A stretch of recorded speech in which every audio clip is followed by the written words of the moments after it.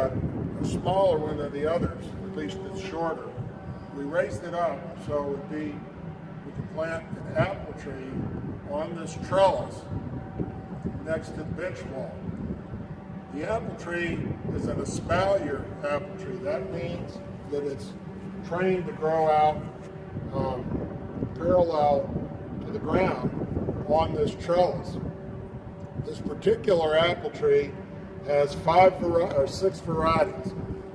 There is a variety here, on this one, this branch, and this branch. And over time, we will train this to go on to the trellis that we have. At the base of it, we planted strawberries.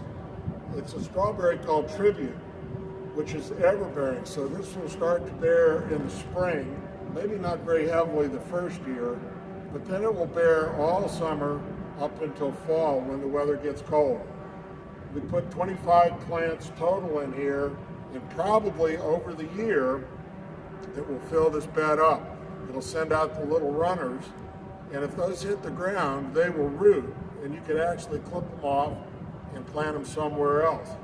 You don't want all of the runners to be allowed to grow off of the plant because it takes the energy that the plant will put into the berries.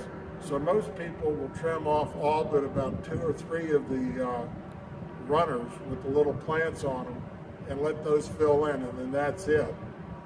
And they'll do that every year. This garden is dedicated to Dinah Drummond, the mother of Julianne, the secretary here.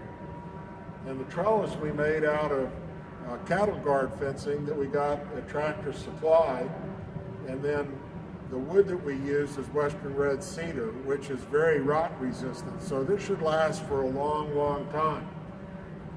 The interesting thing about the espaliered apple tree is with the 6 varieties, they will start, one variety will come on earlier than the others, and there should be a progression from really about midsummer or late summer well into fall.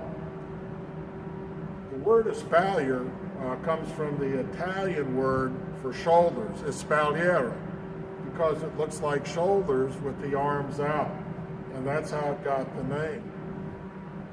People in Europe started to use espalier fruit trees because they didn't take up as much space and they were supported by a trellis. So if you had a strong wind, it wouldn't blow the tree over and you'd lose it. They also learned to graft different varieties of the same species, apples or pears or peaches, onto the same trees. You could not put a pear on an apple tree, but you can put different varieties of apples.